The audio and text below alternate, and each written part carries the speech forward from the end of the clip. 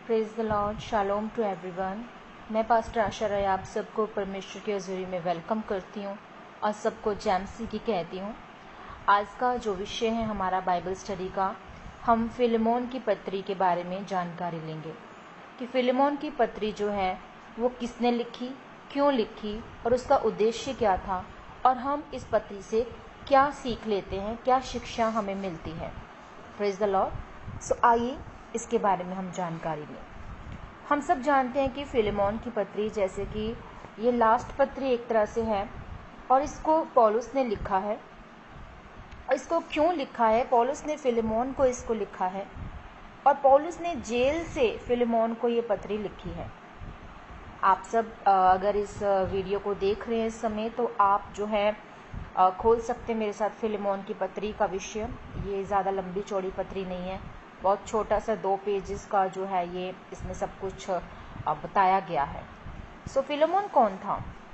वो एक कलीसिया का विश्वासी था, एक सदस्य था, प्रमुख वो एक मसीही था। पौलुस के द्वारा वो प्रभु में आया और ओनेसिमुस फिलेमोन का दास था और फिलेमोन के घर में ही कलीसिया थी।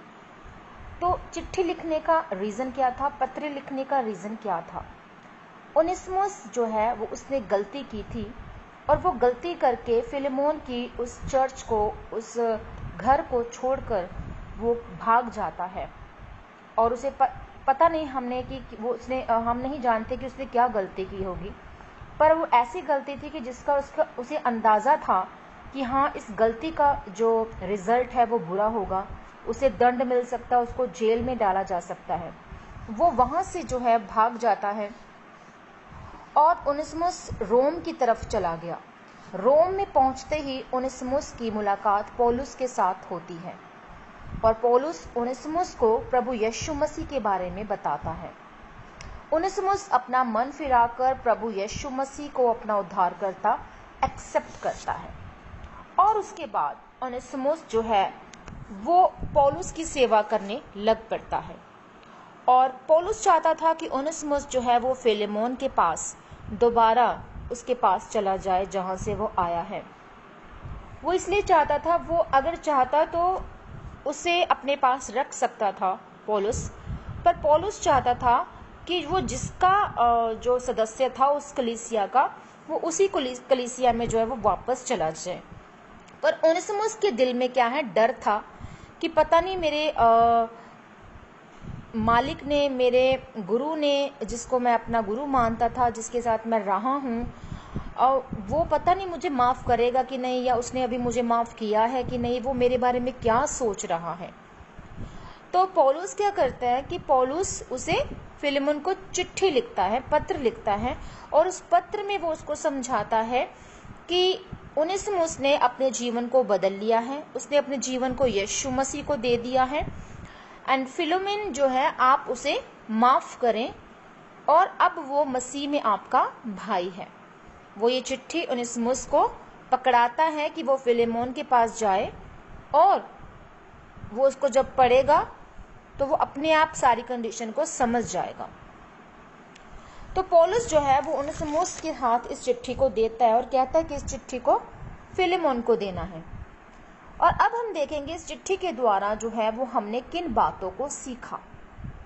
सुसमाचार जो है वो सभी के लिए है।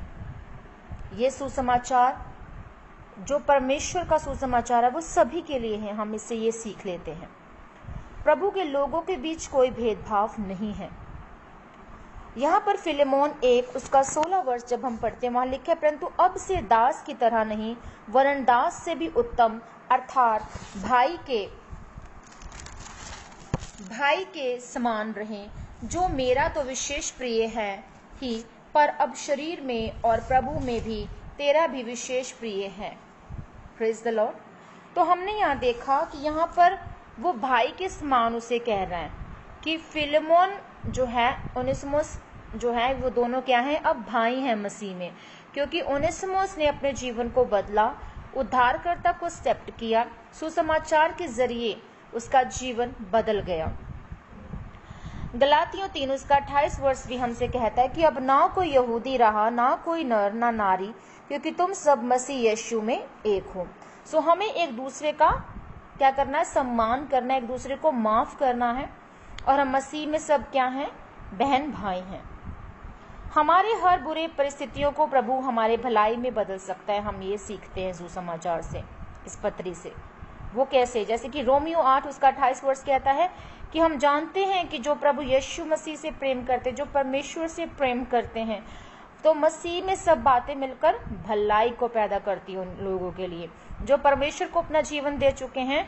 उन लोगों के लिए मसीह में तमाम की गई मेहनत कभी व्यर्थ नहीं जाती। सब बातें मिलकर वो भलाई को ही पैदा करती हैं।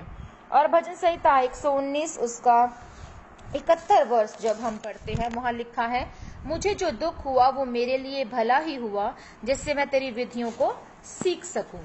तो यहाँ पर हम देखते हैं कि हमारे जीवन में जो कुछ भी बातें होती है मसीह में, वो परमेश्वर में भलाई को ही पैदा करती हैं।